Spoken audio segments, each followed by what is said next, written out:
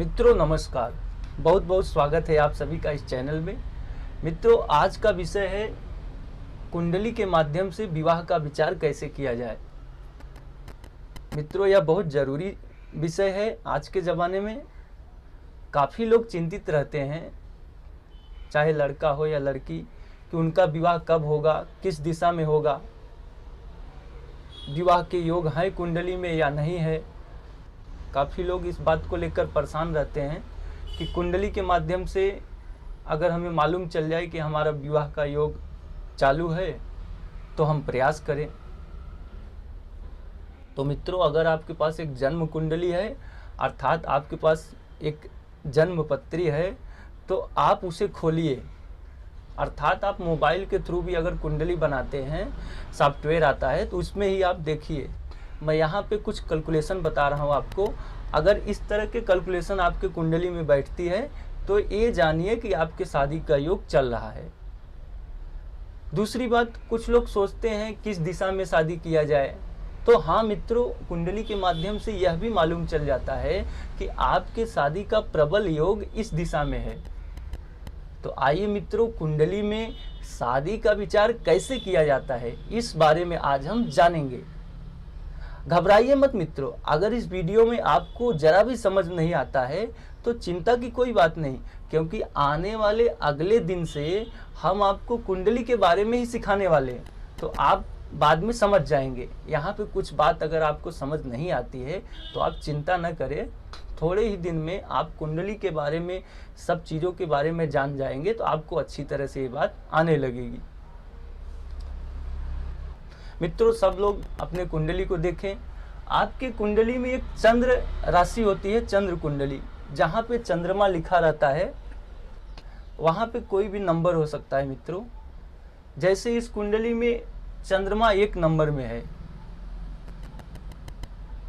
तो आपके कुंडली में चंद्रमा 1 के जगह 2, 3, 4 किसी भी नंबर में हो सकते हैं।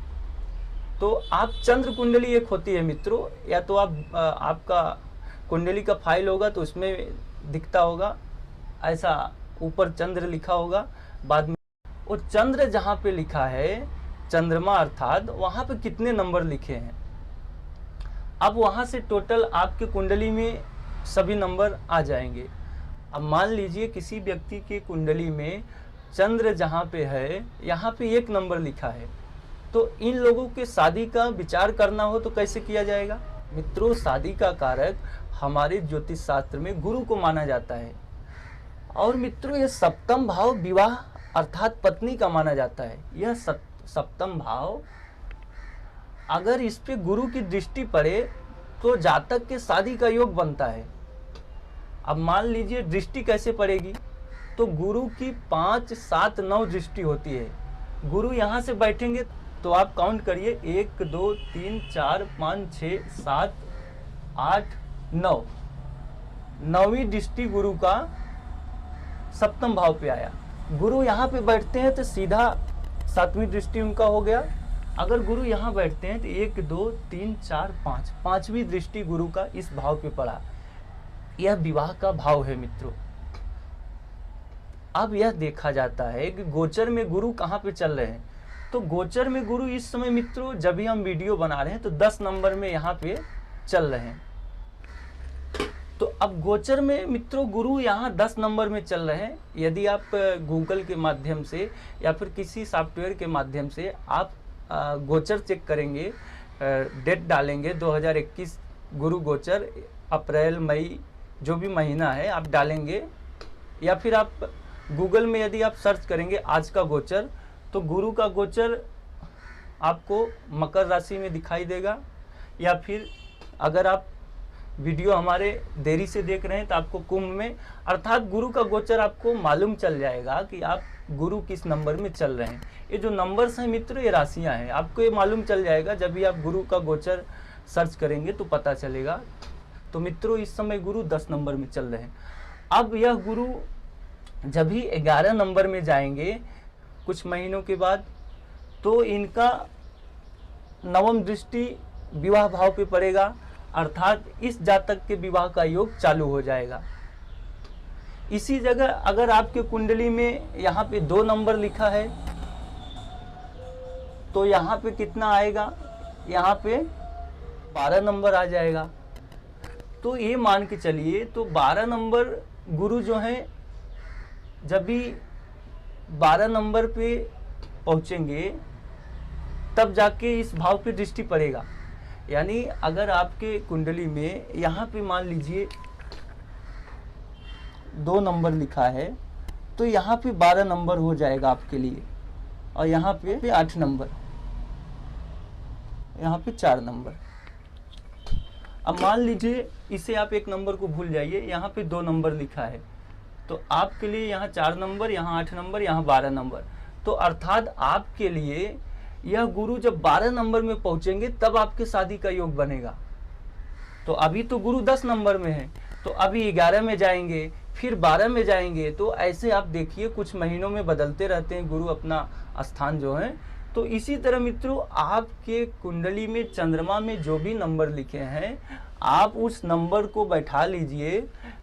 2 है तो 12, अगर यहाँ पे 3 है तो 1 नंबर आएगी। तो आप देख लीजिए। ठीक इसी प्रकार मित्रों गुरु यहाँ भी बैठते हैं तो उनका 5वां दृष्टि, और यहाँ बैठते हैं तो 7वां दृष्टि।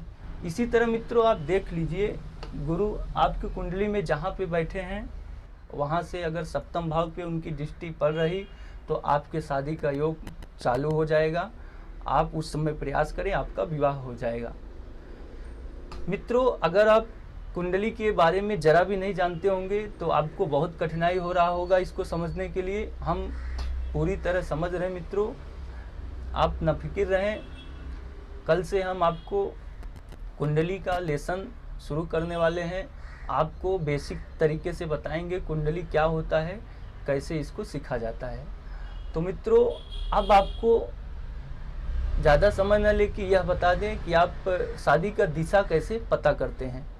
शादी का दिशा पता करने के लिए मित्रों ये 7वां भाव और शुक्र से देखा जाता है। अभी जैसे 1 नंबर चंद्रमा जिनका लिखा है उनका अगर शादी का दिशा पता करना हो तो 7वें भाव का मालिक शुक्र, तुला राशि है शुक्र, अर्थात शुक्र किस दिशा का मालिक है, तो यहाँ हमने लिखा दक्षिण पूर्व। इन लोगों का शादी दक्षिण पूर्व दिशा में प्रयास किया जाए तो हो सकता है।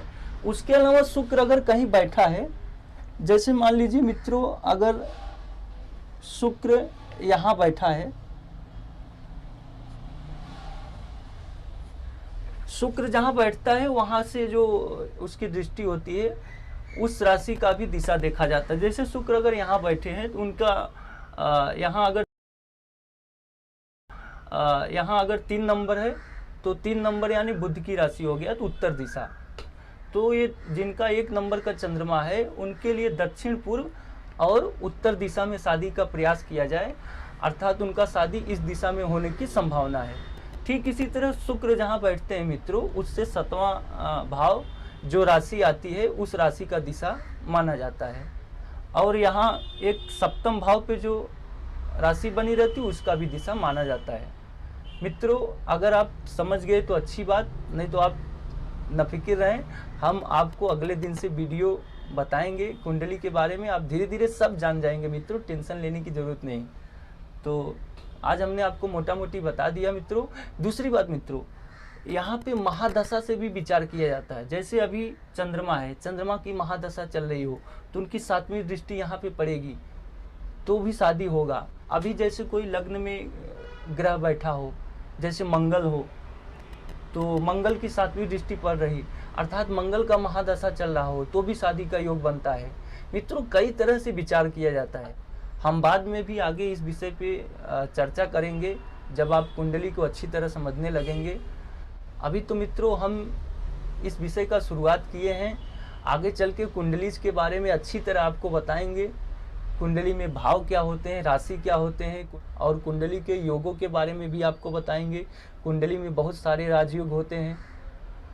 तो मित्रों आज हम चाहते हैं कि समय को बर्बाद न करके इजाज़त लिया जाए आपसे, और धीरे धीरे हम आपको बताएंगे कुंडली के बारे में। आप ये पक्का मेरा गारंटी है आप समझ जाएंगे। आप हमारा 4-6 वीडियो इस तरह के देखेंगे तो आपको ज़रूर समझ में आ जाएगा। मित्रों आज के लिए हमें इजाज़त दीजिए, और यह वीडियो आपको अच्छा लग रहा है तो आप इसे लाइक कर दीजिए मित्रों। अगर आप लाइक करते हैं तो हमारी हौसला बढ़ती है और हम ज़्यादा से ज़्यादा वीडियो आपको इस विषय पे बना के दिखाना चाहेंगे।